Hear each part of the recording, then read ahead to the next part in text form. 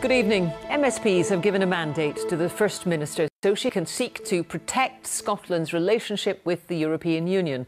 A process of shuttle diplomacy will now begin, with Nicola Sturgeon going to Brussels tomorrow. Labour, the Greens and the Liberal Democrats backed the government, although the Conservatives abstained, citing concerns about another Scottish independence referendum.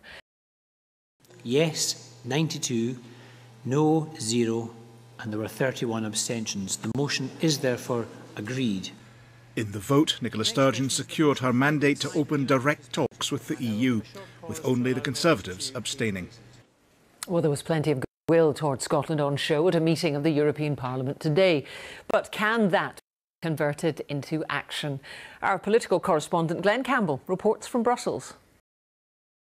The European Parliament was debating the UK's decision to withdraw, with one Scottish representative highlighting the Remain vote in Scotland and appealing to MEPs for help to maintain Scotland's EU links. Colleagues, there is a lot of things to be negotiated. We will need cool heads and warm hearts. But please remember this: Scotland did not let you down. Please, I beg you, chers collègues, do not let Scotland down now.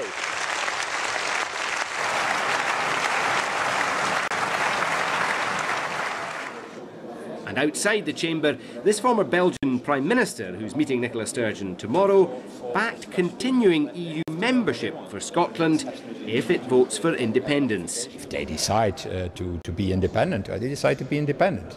So, and if they want then to stay into the European Union, they can stay into the European Union. It's their decision. Stay in without having to join a queue to get in? Yeah, they are in for the moment, so there's no problem on that. The First Minister has made clear she's prepared to explore all options to protect Scotland's relationship with the European Union, including independence. She's seeking direct talks with the governments and institutions of the EU, and they'll begin here in Brussels tomorrow, when Nicola Sturgeon comes to the Parliament to meet its President, Martin Schulz, amongst others. Glenn Campbell reporting, Scotland, Brussels.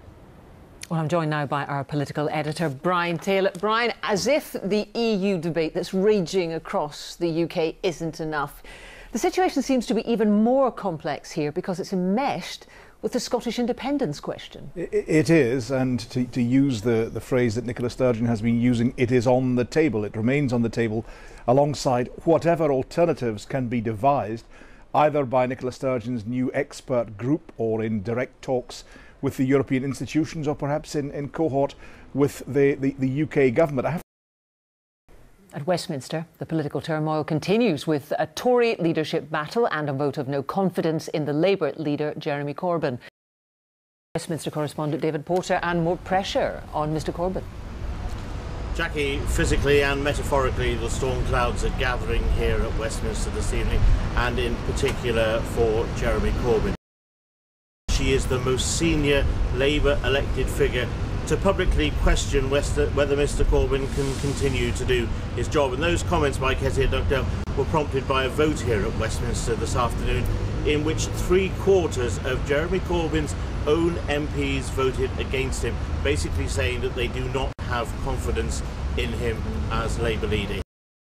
But it does seem now that a challenge to him is inevitable, and within the last couple of days 40 or 50 of his front bench team have resigned. As far as Labour MPs are concerned, and it now seems a growing number of MSPs, he is unelectable and he is opposed by most of those in the Parliaments. Thank you very much.